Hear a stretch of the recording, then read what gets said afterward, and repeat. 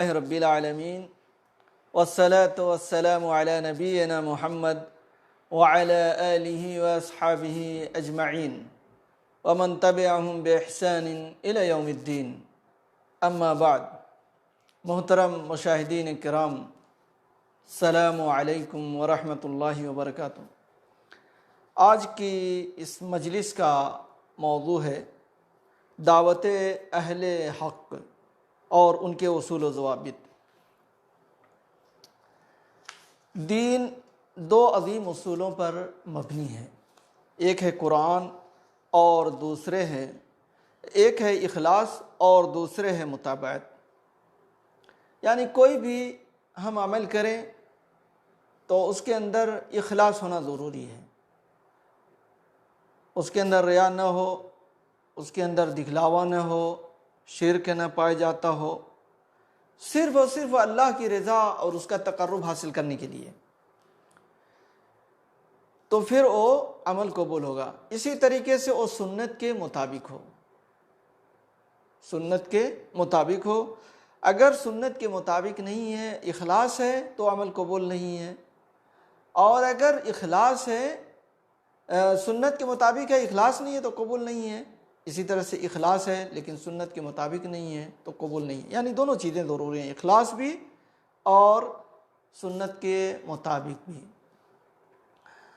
ان دو اصولوں کی دلیل اللہ تبارک و تعالیٰ کا یہ فرمان ہے، بلا من اسلم وجهه للہ وهو محسن فله اجره عند ربه ولا خوف علیہم ولا هم يحزنون۔ سورہ بقرہ کی آیت ہے، سنو جو بھی اپنے آپ کو اللہ کے سامنے جھکا دے اور وہ ہو بھی نیکوکار، تو اس پر نہ تو کوئی خوف ہوگا، نہ غم اور نہ اداسی۔ اس آیت مبارکہ میں اسلم وجہ للہ سے مراد اخلاص ہے، یعنی اللہ کی رضا کے لیے عمل کرتا ہے، اور محسنون سے مراد مطابعت ہے، یعنی رسول اللہ صلی اللہ علیہ وسلم کی سنت کے مطابق، یعنی وَهُوَ مُحْسِنٌ فَلَهُ أَجْرُهُ عِندَ رَبِّهِ۔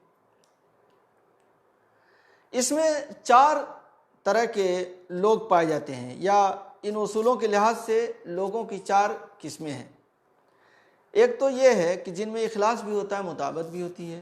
دوسرے یہ کہ جن میں نہ اخلاص ہوتا ہے نہ مطابعت ہوتی ہے۔ اخلاص اور مطابعت ہے تو ٹھیک ہے، اخلاص بھی نہیں ہے، مطابعت بھی نہیں ہے۔ تیسرا وہ جن میں اخلاص تو ہوتا ہے لیکن مطابعت نہیں ہوتی ہے۔ بہت سے لوگ آج عمل کرتے ہیں، مخلص ہیں اپنے عمل میں، لیکن سنت کے مطابق نہیں ہے۔ جن میں چوتھا وہ ہے کہ مطابعت ہوتی ہے، سنت کے مطابق تو ہوتا ہے لیکن اخلاص نہیں ہوتا، ریاکاری ہے، دکھلاوا ہے، اس طریقے سے کوئی چیز ان کے اندر آ جاتی ہے۔ اللہ تبارک و تعالیٰ قرآن مجید میں اپنی اور اپنے رسول کی اطاعت کرنے کا حکم دیا ہے۔ اللہ تعالیٰ فرماتا ہے وَأَطِیعُوا اللَّهَ وَالرَّسُولَ لَعَلَّکُمْ تُرْحَمُونَ، تم اللہ کی اطاعت کرو اور رسول اللہ صلی اللہ علیہ وسلم کی اطاعت کرو تاکہ تم پر رحم کیا جائے۔ جو اہل حق ہیں، جو سلف صالح ہیں، ان کا منہج اور ان کا اصول اور ضابطہ یہی ہے کہ وہ قرآن کو سامنے رکھتے ہیں، نبی کی سنت کو سامنے رکھتے ہیں۔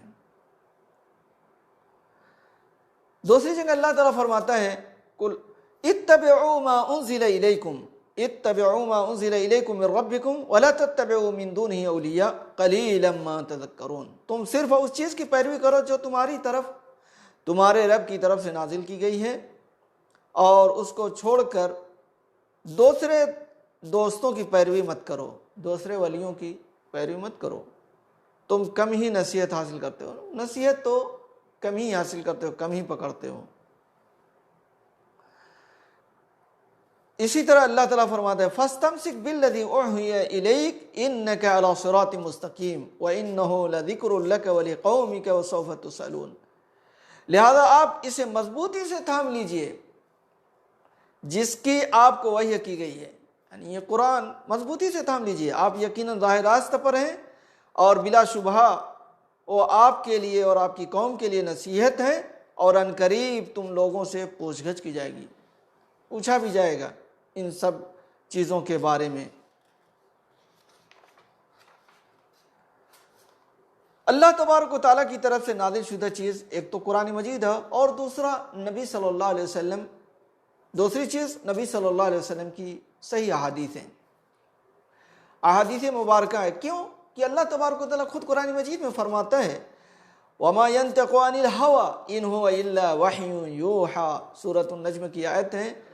اور وہ رسول اپنی خواہش نفس کی پیروی میں بات نہیں کرتے، اپنی خواہش سے کوئی بات نہیں کرتے ہیں۔ وَمَا يَنْتِقُ عَنِ الْهَوَىٰ، اپنی طرف سے کوئی بات نہیں بولتے ہیں، بلکہ جو بھی بولتے ہیں وہ تو وحی ہوتی ہے ان کی طرف، یعنی اللہ کے نبی صلی اللہ علیہ وسلم شریعت کا جو بھی حکم ہے، جو بھی احکام ہم تک اور آپ تک پہنچاتے ہیں، وہ اللہ کی طرف سے وحی ہوتی ہے۔ ایک وحی مطلوع اور ایک وحی غیر مطلوع، یعنی جو وحی مطلوع جو قرآن کی صورت میں ہے، وحی غیر مطلوع جو آپ کے فرامین کی صورت میں احادیث مبارکہ ہیں، یہ اللہ کے نبی صلی اللہ علیہ وسلم نے اپنے قول سے، اپنے فعل سے، اپنے عمل سے، اپنی تقریر سے جو ثابت کیا، یہ سنت ہے، یہ آپ کے فرامین ہیں، یہ بھی شریعت ہیں، ان کے مطابق ہر مسلمان کو چلنا ہوگا۔ اسی طرح رسول اللہ صلی اللہ علیہ وسلم نے ارشاد فرمایا ترکت فیکم شیئین لن تضلوا بعدہما کتاب اللہ وسنتی ولن یتفرق حتی یرد علی الحوض، یہ صحیح بخاری کی روایت ہے۔ میں تمہیں دو چیزیں چھوڑے جا رہا ہوں، دو چیزیں چھوڑے جا رہا ہوں، اس کے بعد یعنی اگر تم نے انہیں مضبوطی سے تھام لیا تو کبھی گمراہ نہیں ہوگے۔ ایک ہے کتاب اللہ یعنی قرآن مجید، اور دوسری میری سنت، یہ دونوں چیزیں کبھی جدا نہیں ہوں گی یہاں تک کہ حوض پر میرے پاس آئیں گی۔ تو میرے بھائی اور دوستو، جو اہل حق ہیں وہ اسی منہج پر چلتے ہیں، قرآن و سنت کو اپنا منہج سمجھتے ہیں اور اسی کے مطابق اپنی زندگی گزارتے ہیں اور اسی کے حساب سے چلتے ہیں۔ ان کے نزدیک قرآن اور سنت یہی اصل چیز ہے، یہی ان کی دعوت، ان کی عبادت اور شریعت کا منبع ہے۔ قرآن و سنت سے نہیں ہٹتے، جو اہل حق ہیں وہ قرآن و سنت سے نہیں ہٹتے، اس لیے کہ اللہ کے نبی صلی اللہ علیہ وسلم نے بھی لوگوں کو ڈرایا ہے، بتلایا ہے۔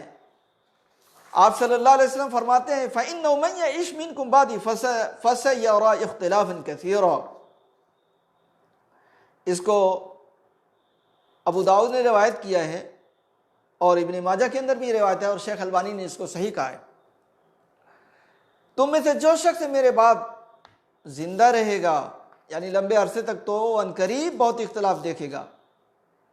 اور ہوا بھی ایسا، اختلافات کتنے زیادہ پیدا ہوئے، فتنے کتنے پیدا ہوئے، یہاں تک کہ لوگوں میں لڑائیاں شروع ہو گئیں۔ آج امت مسلمہ میں دیکھ لیجئے کہ کیا پوزیشن ہے،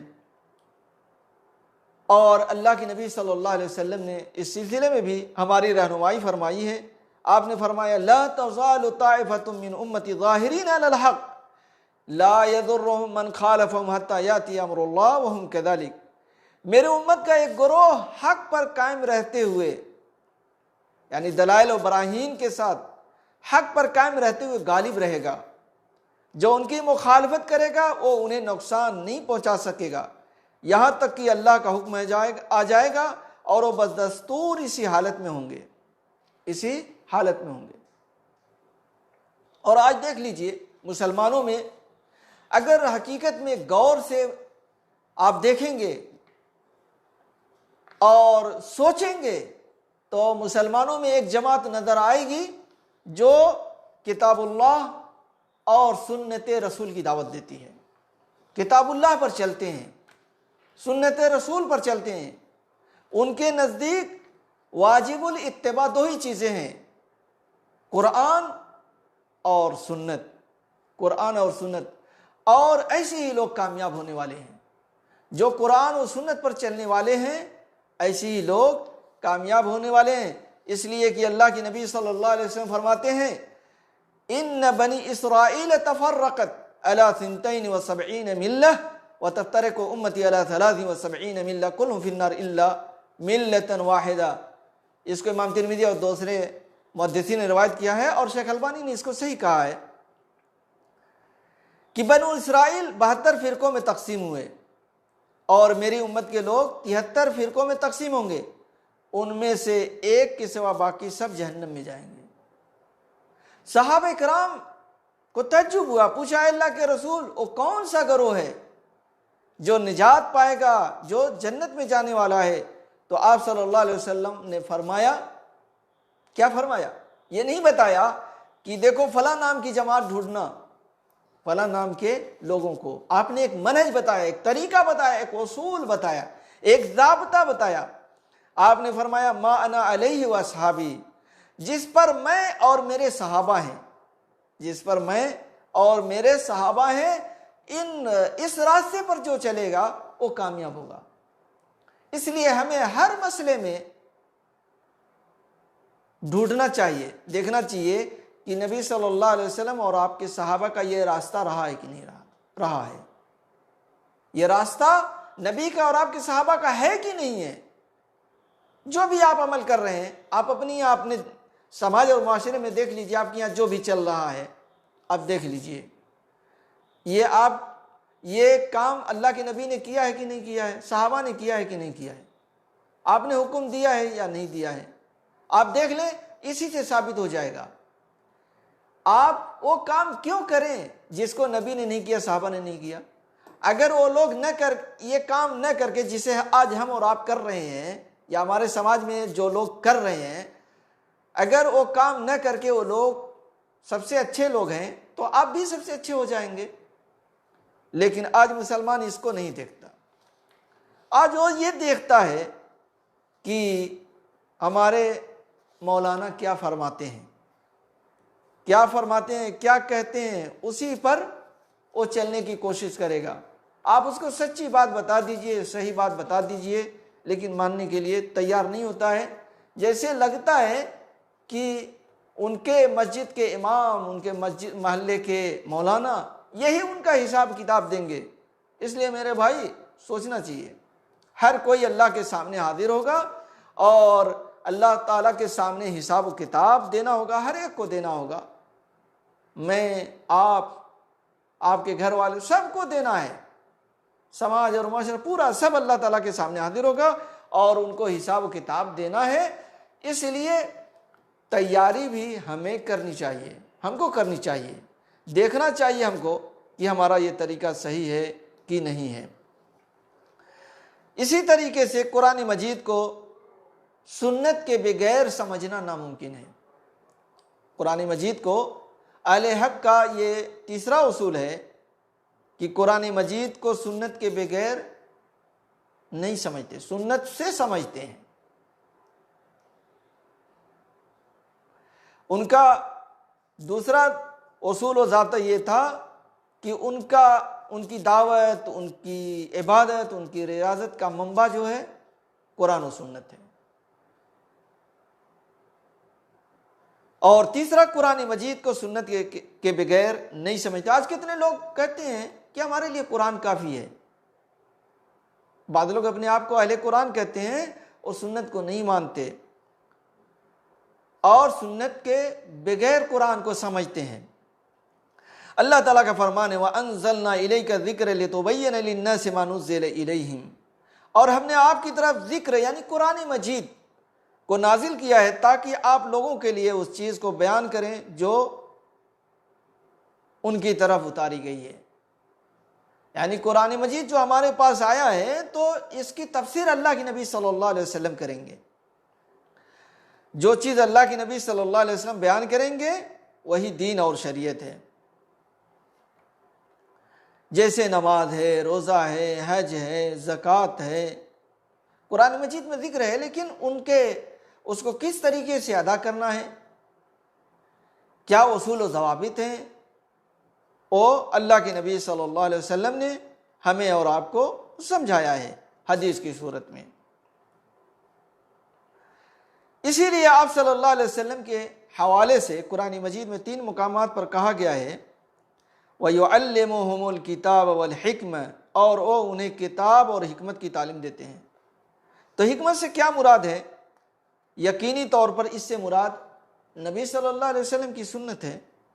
اور حضرت مقدام بن مادی کرب رضی اللہ عنہ بیان کرتے ہیں کہ رسول اللہ صلی اللہ علیہ وسلم نے ارشاد فرمایا، الا انی اوتیت الکتاب ومثلہ معہ، الا یوشک رجل شبعان وعلی ریکۃ یقول علیکم بہذا القرآن فما وجدتم فیہ من حلال فاحلوہ وما وجدتم فیہ من حرام فحرموہ، الا لا یحل لکم لحم الحمار الاہلی ولا کل ذی ناب من السبع۔ خبردار، مجھے قرآن مجید دیا گیا ہے اور اس کے ساتھ اسی کے مثل بھی، یعنی حدیث۔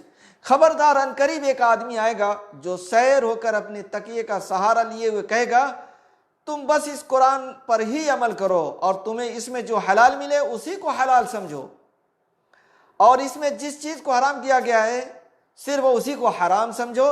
خبردار، تمہارے لیے گھریلو گدھے کا گوشت حلال نہیں ہے۔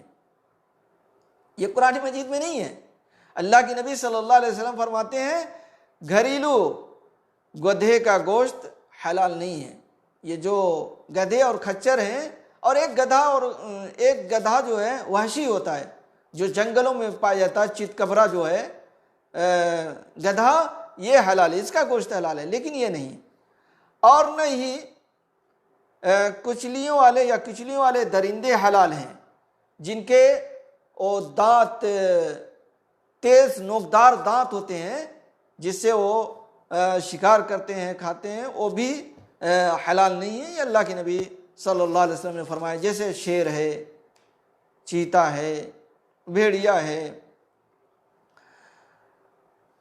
اسی طریقے سے اہل حق کا منہج اور اصول یہ ہے کہ قرآن اور حدیث کو صحابہ کے فہم کے مطابق سمجھا جائے، یعنی قرآن کا ترجمہ اپنے سے نہیں کیا جائے، حدیث کو اپنے سے نہیں سمجھا جائے، جیسے صحابہ نے سمجھا ویسے سمجھا جائے، جس طریقے سے رسول نے سمجھا اور صحابہ کو بتایا اسی طریقے سے قرآن مجید کو سمجھا جائے، احادیث نبویہ کو سمجھا جائے۔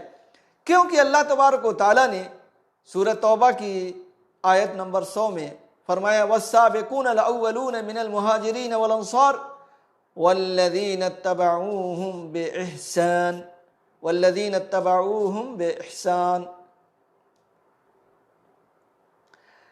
مہاجرین اور انصار کے بعد ان لوگوں کا ذکر کیا جنہوں نے ان کے اچھے طریقے سے اتباع کی، والسابقون الاولون، اور پہلے سبقت کرنے والے مہاجرین اور انصار میں سے، اور وہ لوگ جو ان کی اتباع کیے احسان کے ساتھ۔ اس آیت کے اندر اللہ تعالیٰ فرماتا ہے مہاجرین اور انصار کے بعد ان لوگوں کا ذکر کیا ہے جنہوں نے ان کی اچھے طریقے سے اتباع کی ہے، پھر انہیں بھی اپنی رضامندی اور ان کے لیے جنتوں کی خوشخبری دی۔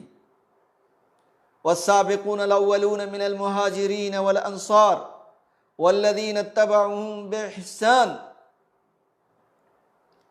اس آیت کے اندر اللہ تبارک و تعالیٰ نے مہاجرین اور انصار کے بعد ان لوگوں کا ذکر کیا جنہوں نے ان کی اچھے طریقے سے اتباع کی، پھر انہیں بھی اپنی رضامندی اور ان کے لیے جنتوں کی خوشخبری دی۔ یہ اس بات کی دلیل ہے کہ صحابہ کرام کا فہم اور ان کا طرز عمل اللہ کے نزدیک معتبر ہے۔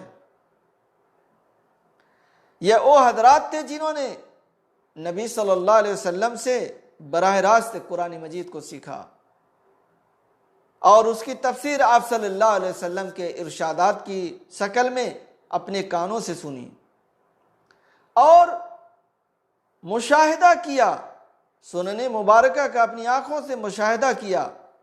اس لیے یہ لوگ جس طریقے سے قرآن کو سمجھے ہیں، قرآن پر چلے ہیں، اسی طریقے پر ہم لوگوں کو چلنا چاہیے۔ اللہ تبارک و تعالیٰ نے صحابہ کرام کے ایمان صادق کو باقی لوگوں کے لیے معیار قرار دیا ہے، یعنی ہمارا ایمان اگر انہی کی طرح سے ہو جائے پھر ہم کامیاب ہیں۔ اللہ تعالیٰ کا فرمان ہے فَإِنْ آمَنُوا بِمِثْلِ مَا آمَنْتُمْ بِهِ فَقَدْ اهْتَدَوْا وَإِنْ تَوَلَّوْا فَإِنَّمَا هُمْ فِي شِقَاقٍ۔ پس اگر یہ لوگ بھی اسی طرح ایمان لے آئیں جس طرح تم ایمان لے آئے ہو تو ہدایت یافتہ ہو جائیں گے۔ فَإِنْ آمَنُوا بِمِثْلِ مَا آمَنْتُمْ بِهِ فَقَدِ اهْتَدَوْا، اگر یہ لوگ بھی اسی طرح ایمان لے آئیں جس طرح سے تم ایمان لے آئے ہو تو پھر ہدایت یافتہ ہو جائیں گے۔ یعنی ہم کو ایمان اسی طرح سے لانا جس طریقے سے صحابہ کرام ایمان لائے ہیں۔ تو صحابہ کرام کے ایمان کو معیار قرار دیا ہے۔ تیسری دلیل، اللہ تعالیٰ نے صحابہ کرام کے راستے کو چھوڑ کر دوسرا راستہ اختیار کرنے والوں کو جہنم کی وعید سنائی ہے۔ اللہ تعالیٰ فرماتا ہے وَمَن يُشَاقِقِ الرَّسُولَ مِن بَعْدِ مَا تَبَيَّنَ لَهُ الْهُدَى وَيَتَّبِعْ غَيْرَ سَبِيلِ الْمُؤْمِنِينَ نُوَلِّهِ مَا تَوَلَّى وَنُصْلِهِ جَهَنَّمَ وَسَاءَتْ مَصِيرًا۔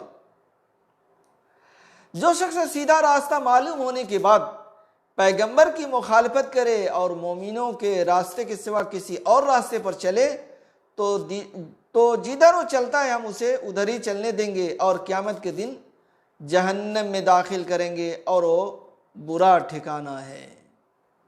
جہنم برا ٹھکانہ، ایسے لوگ جو نبی کے طریقے کو، صحابہ کے طریقے کو چھوڑ کر کے دوسرا راستہ اختیار کریں گے، دوسرا طریقہ اختیار کریں گے تو ایسے لوگ جہنم میں جائیں گے۔ کیونکہ اللہ کے نبی صلی اللہ علیہ وسلم نے خود فرما دیا کہ نجات والا فرقہ، نجات والی جماعت وہی ہے ما انا علیہ واصحابی، جس پر میں چل رہا ہوں اور میرے صحابہ چل رہے ہیں۔ اسی لیے حضرت عبداللہ ابن مسعود رضی اللہ عنہ فرماتے ہیں من کان منکم متأسیا فلیتأس باصحاب محمد صلی اللہ علیہ وسلم فإنهم كانوا أبر هذه الأمة قلوبا وأعمقها علما وأقلها تكلفا وأقومها هديا وأحسن حالا قوما اختارهم الله لصحبة النبي صلى الله عليه وسلم وإقامة دينه فاعرفوا لهم فضلهم واتبعوهم في آثارهم فإنهم كانوا على الهدى المستقيم۔ تم میں سے، یہ ابن عبد البر کی کتاب ہے جامع بیان العلم و فضلہ، اس کے اندر یہ اثر موجود ہے، تم میں سے جو شخص اقتداء کرنا چاہتا ہو تو اصحاب محمد صلی اللہ علیہ وسلم کی اقتداء کرے، کیونکہ وہ امت کے سب سے زیادہ پاکیزہ دل والے، سب سے زیادہ گہرے علم والے، سب سے کم تکلف کرنے والے، سب سے زیادہ مضبوط طریقے پر چلنے والے، سب سے زیادہ اچھے حال والے تھے۔